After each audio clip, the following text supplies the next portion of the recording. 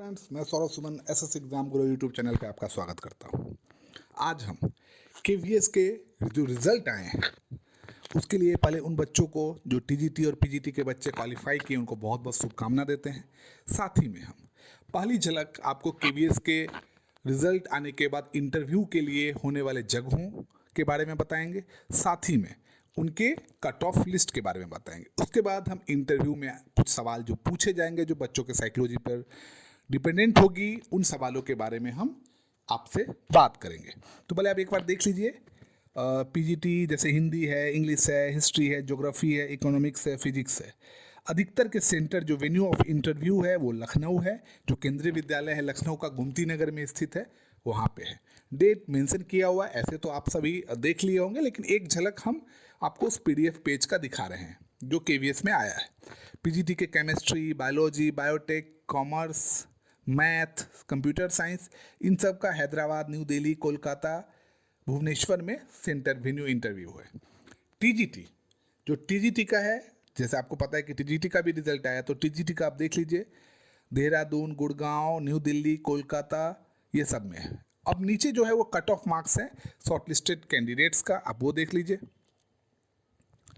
और इस तरह से केवीएस का दो पार्ट का रिजल्ट, जो ओरिजिनल दो पार्ट है, निकल गया है। तीसरे पार्ट का हम लोग वेट कर रहे हैं और कोशिश करेंगे और सबसे आशा करेंगे कि वो भी अच्छा हो। चलिए अब हम शुरुआत करते हैं कि पेपर में आने वाले जो महत्वपूर्ण सवाल जवाब रहेंगे उसके बारे में। तो इसमें सबसे ज़्यादा जरूरी क्या रहेगा आप वो देखिए। हम लोग इंटरव्यू टिप्स की बात करेंगे जो केंद्रीय विद्यालय के टीजीटी, पीजीटी, पीआरटी में बच्चों को पूछे जाएंगे। तो चलिए शुरुआत करते हैं हम, और ये आपके लिए बहुत ही फ्रूटफुल रहेगा। ये सब जो चीज़ें हैं ये कोई सवाल जवाब नहीं है, एक इंपॉर्टेंट पॉइंट्स की तरह है जो आपको यूजफुल है। चलिए शुरुआत करते हैं। बालक के सामाजिक विकास में सबसे महत्वपूर्ण कारक कौन सा है? तो किसी भी बच्चों के सामाजिक विकास, ग्रोथ में जो सबसे महत्वपूर्ण कारक होता है वो उसका वातावरण होता है कि बच्चे किस वातावरण में जी रहे हैं। मतलब अगर उनके घर में वातावरण दूषित होगा, मारपीट होगा, गाली गलौज होगा, तो बच्चे के वातावरण दिमाग पे उसी वातावरण का असर पड़ेगा और बच्चा भी वही कार्य करेगा। दूसरा है संवेगात्मक विकास में किस अवस्था में तीव्र परिवर्तन होता है। किसी भी विकास में जो किशोरावस्था है उसमें सबसे ज़्यादा तीव्र परिवर्तन होता है। बच्चे किशोरावस्था में ही सीखते हैं कि उन्हें क्या कार्य करना चाहिए। क्या कार्य करना चाहिए का मतलब ये होता है कि जैसे आप एक छोटे से बच्चों का उदाहरण दीजिएगा कि एक छोटा बच्चा किसी को ग्रीट कैसे करता है, नमस्कार, अभिवादन कैसे करता है, वो छोटे से ही सीख सकता है। अगर वो अपने घर के आसपास के किशोरावस्था में देख रहा है कि सामाजिक परिवर्तन वैसे हो रहा है तो बच्चा वैसे ही करेगा। बालक का शारीरिक, मानसिक, सामाजिक और संवेगात्मक विकास किस अवस्था में पूर्णता को प्राप्त होता है? तो ये तीनों जो अवस्था है, शारीरिक, मानसिक, सामाजिक और संवेगात्मक, ये जो चार अवस्था है ये किशोरावस्था में ही पूर्ण होता है। क्योंकि बच्चा शारीरिक रूप से जो सक्षम होता है वो किशोरावस्था में होता है। उसकी मानसिक स्थिति जो है वो अब मैच्योरिटी की ओर बढ़ती है। किशोरावस्था में मैच्योरिटी मतलब फुल मैच्योरिटी नहीं आएगी, वो तो वयस्क होने पे आएगी। सामाजिक रूप से वो सीखता जो है, उसका सामाजिक विकास है कि उसके आस पड़ोस, ग्रुप, लोगों के साथ उसका बिहेवियर कैसा होना चाहिए, ये सब वो सीखता है उसी अवस्था में। साथ में संवेगात्मक, कि बच्चे का जो संवेगात्मक विकास होता है, जो संवेदी विकास है, वो भी किशोरावस्था में पूर्ण होता है। मान लीजिए आप ये 100% आप स्वीकृति दीजिएगा इस बात को कि बच्चों का जो सामाजिक रूप से पूर्ण रूप से किशोरावस्था में ही सभी तरीके का विकास होता है। चाहे वो विकास को अब पॉजिटिव तरीके से हुआ हो या निगेटिव तरीके से हुआ हो। आज के समाज में जो बच्चे अच्छे बच्चे कहे जाते हैं उनमें उनके किशोरावस्था में ही उनके जो परिवर्तन है, सामाजिक परिवर्तन, मानसिक परिवर्तन, संवेगात्मक परिवर्तन और शारीरिक परिवर्तन का महत्वपूर्ण योगदान रहता है। अब आता है चरित्र। चरित्र को निश्चित करने वाला महत्वपूर्ण कारक है मनोरंजन संबंधी कारक। अब इसका मतलब समझिए, कैरेक्टर, किसी भी बच्चे का कैरेक्टर जो है वो उसके इंटरटेनमेंट पर डिपेंड करता है। कैसे? अगर आप बच्चों को टीवी पे उत्तेजक, उत्तेजक मतलब मारपीट, खून खराबा वाला सीरियल, फिल्म दिखाते हैं तो बच्चे भी घर में आप देखिएगा उसी तरीके के फाइटिंग का अभ्यास करते हैं। शक्तिमान सीरियल के बारे में आपने देखा होगा, सुना होगा कि शक्तिमान जब सीरियल आता था तो जिसमें मुकेश खन्ना जी उड़ते थे तो बहुत सारे बच्चों ने छत पर से ये कोशिश भी की थी। मतलब बच्चों के शारीरिक विकास में मनोरंजन संबंधी कारक का महत्वपूर्ण योगदान होता है। बच्चे जिस चीज़ को देखेंगे उसी चीज़ को इम्प्लीमेंट करने की कोशिश करेंगे। जिस आयु में बालक की मानसिक योग्यता का लगभग पूर्ण विकास हो जाता है वह है, तो मानसिक योग्यता का जो लगभग पूर्ण विकास होता है वो है 14 वर्ष की आयु में। 14 वर्ष की आयु में बच्चों के रूप में जो बच्चों का मानसिक विकास है वो पूरी तरह से बढ़ जाता है। इससे क्या होता है कि बच्चा को सोचने समझने की शक्ति पूर्ण रूप से उसमें आ जाती है 14 वर्ष की उम्र में, और वही किशोरावस्था का उम्र भी कहा जाता है। शिक्षा की दृष्टि से बालक की महत्वपूर्ण आवश्यकता क्या है? बालकों के साथ मनोवैज्ञानिक व्यवहार की आवश्यकता। तो देख लीजिए, कभी भी बच्चों की जो सामाजिक परिवर्तन होते हैं, बच्चों के जो कैरेक्टर में परिवर्तन, उसमें शिक्षा का बहुत योगदान है। जिस बच्चों को आप जिस तरीके का शिक्षा दीजिएगा उसमें विकास उसी तरीके का होता है। जैसे कि आप अगर बच्चों को एक अच्छी स्कूल का मतलब क्या होता है? अच्छा सराउंडिंग, उसका अगर आप दीजिएगा तो बच्चा वही सीखता है। मानव शरीर का आकाश किस ग्रंथि के सक्रियता से बढ़ता है? पीनियल ग्रंथि से। बालक की वृद्धि कब रुक जाती है? शारीरिक परिपक्वता प्राप्त करने के बाद। दो बालकों में समान मानसिक योग्यता नहीं होती है, ये कथन किसका है? हरलॉक का। इस कथन का मतलब समझिए, हम शिक्षक, हम गार्जियन बच्चों में कंपैरिजन करते हैं, जबकि आपको जानना चाहिए कि कभी भी किसी भी बच्चों की मानसिक योग्यताएं एक समान नहीं हो सकती है, तो फिर कंपैरिजन करने की बात क्यों आई? और इसी चीज को सिखाने के लिए वर्ड यहाँ पे यूज किया गया है। हरलॉक जी का ये कथन इसीलिए है कि आप कंपैरिजन ना करें। वो आपको कोई डिसीजन नहीं बता रहा है कि दो बालकों में समान मानसिक योग्यताएं क्यों नहीं होती है। ये ऐसा कथन नहीं है, ये किसी का जनरल नॉलेज और करंट अफेयर का सवाल नहीं है। ये इसीलिए है कि आपको कंपैरिजन नहीं करना चाहिए। संवेदना ज्ञान की पहली सीढ़ी है, यह एक कोट है और यह एक मानसिक विकास है। तर्क, जिज्ञासा तथा निरीक्षण शक्ति का विकास होता है 11 वर्ष की आयु में। इंट्रोडक्शन ऑफ साइकोलॉजी नामक पुस्तक किसने लिखी? हिलगार्ड तथा एटकिंसन ने। क्योंकि हम साइकोलॉजी, बच्चों की साइकोलॉजी पे आधारित सवाल जवाब अभी देख रहे हैं, उनके बारे में जान रहे हैं और वो सवाल आएगा।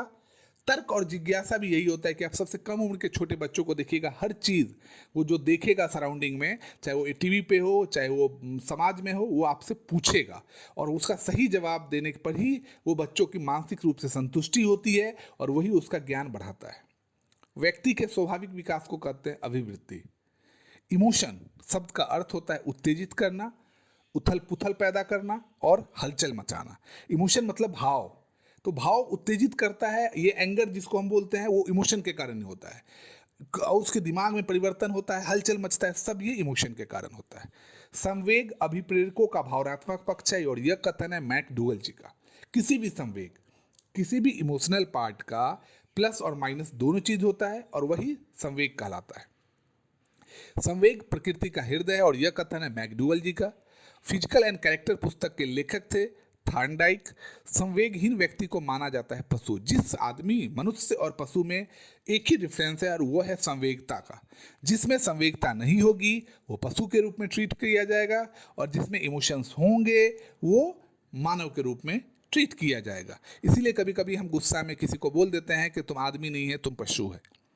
सत्य अथवा तथ्यों के दृष्टिकोण से उत्तम प्रतिक्रिया का बल ही बुद्धि है।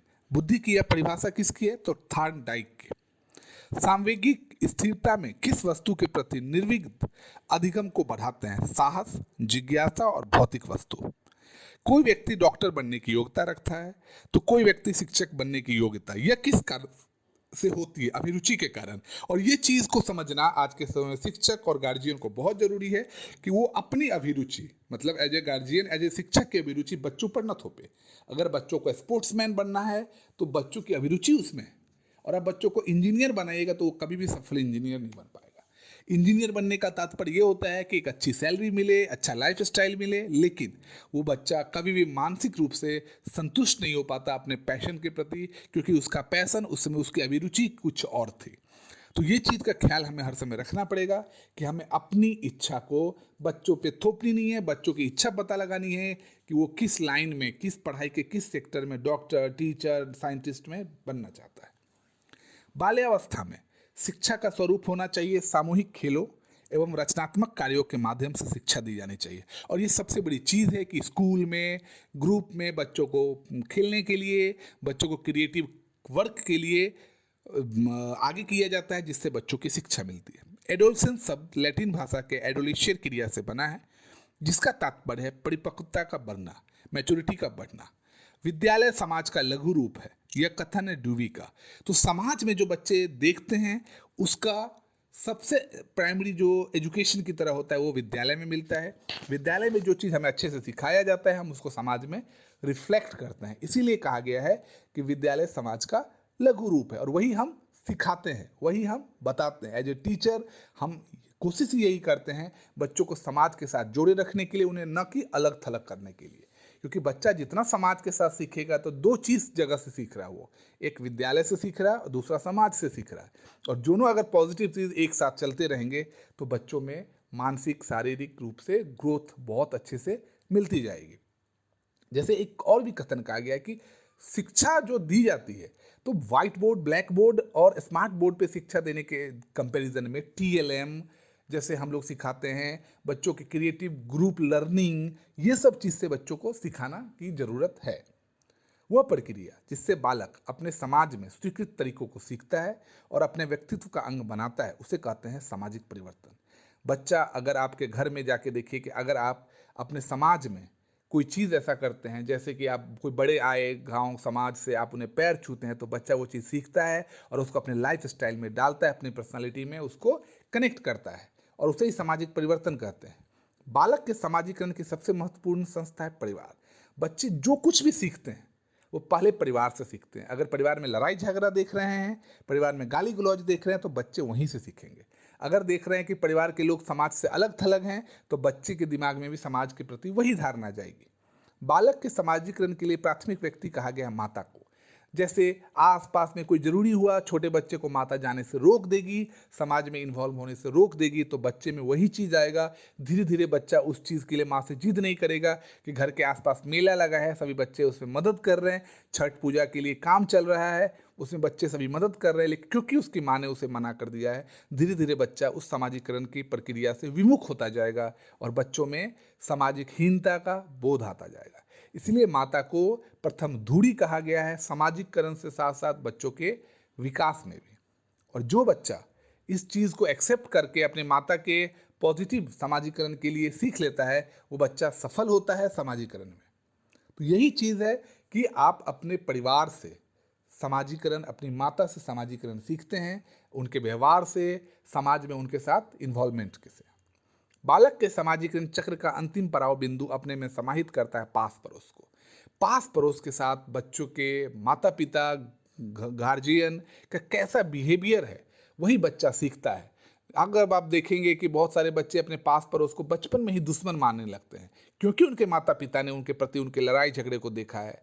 तो इसके कारण बच्चों में हो सकता है कि उनका पास पड़ोस के लोगों का बच्चों के प्रति कोई गलत रोल नहीं है, लेकिन फिर भी वो वैसा हो जाते हैं। सामाजिकरण एक प्रकार का सीखना है जो सीखने वाले को सामाजिक कार्य करने के योग्य बनाता है और यह कथन है जॉनसन का।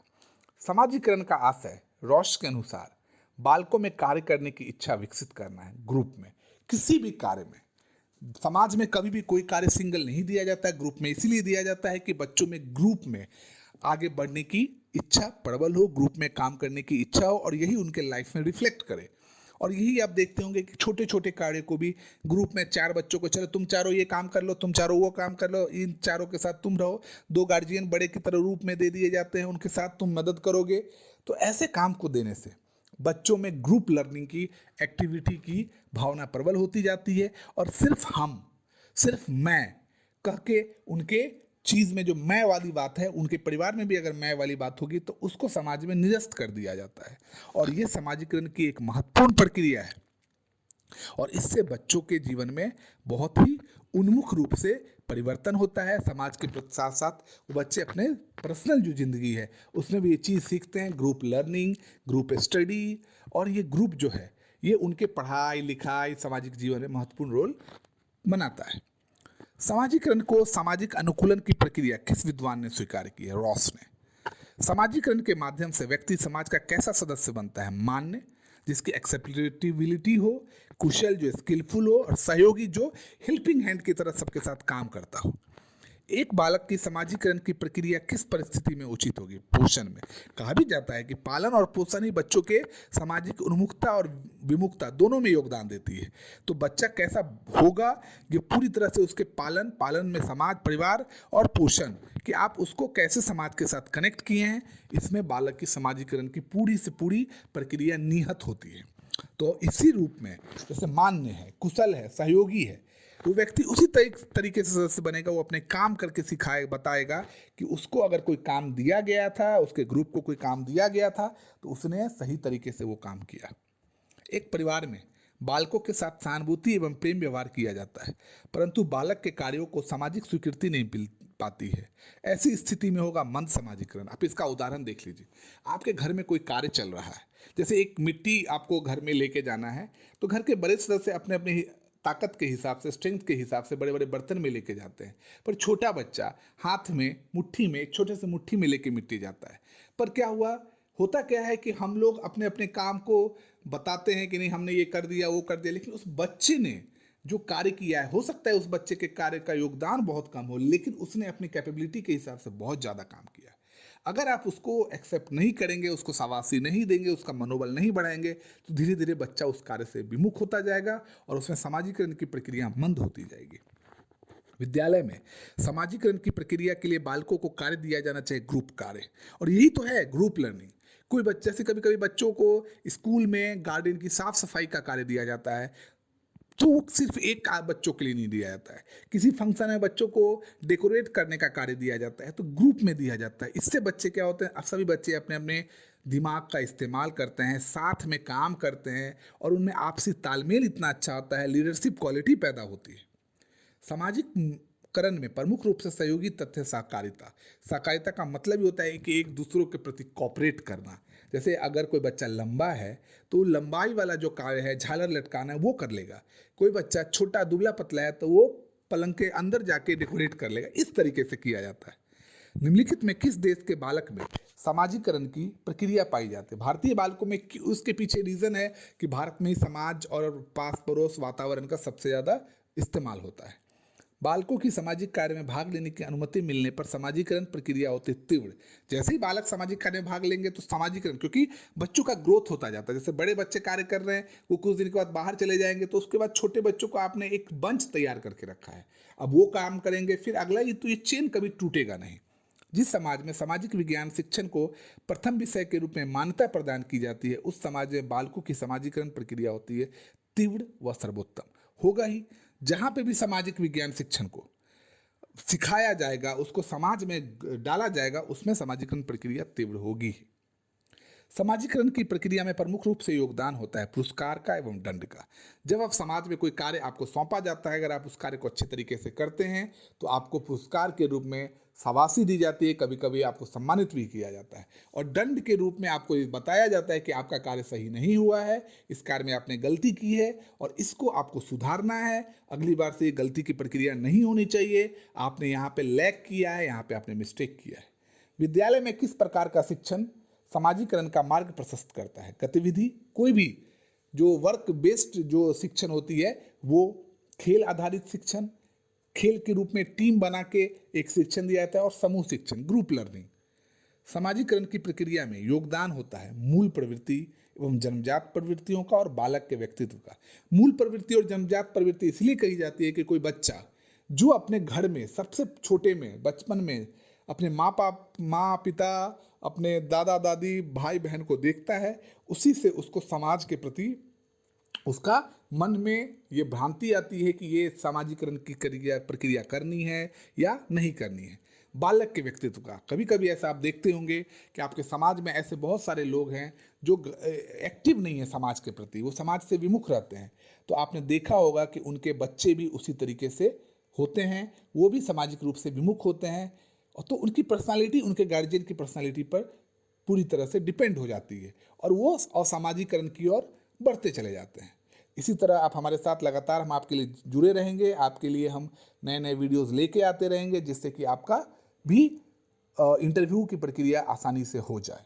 हम आपके लिए सदैव जुड़े रहेंगे। आप लगातार हमारा चैनल पर वीडियो देखते रहिए, हमारे चैनल को लाइक एंड सब्सक्राइब करते रहिए। आपका इसी के साथ हम आपको ये भी बताना चाहेंगे कि आप इंटरव्यू में अपने ड्रेसिंग सेंस, अपनी कॉन्फिडेंस को एकदम हाई करके जाना है। लैंग्वेज मीडियम बैरियर नहीं होना चाहिए और आप 100% केवीएस के अगले टीचर बनने जा रहे हैं। हमारी शुभकामनाएं आपके साथ है और केंद्रीय विद्यालय के अगले शिक्षक के रूप में हम आपका बहुत बहुत स्वागत करते हैं। तो चलिए, हम आपके साथ लगातार जुड़े रहेंगे। आपका बहुत बहुत धन्यवाद।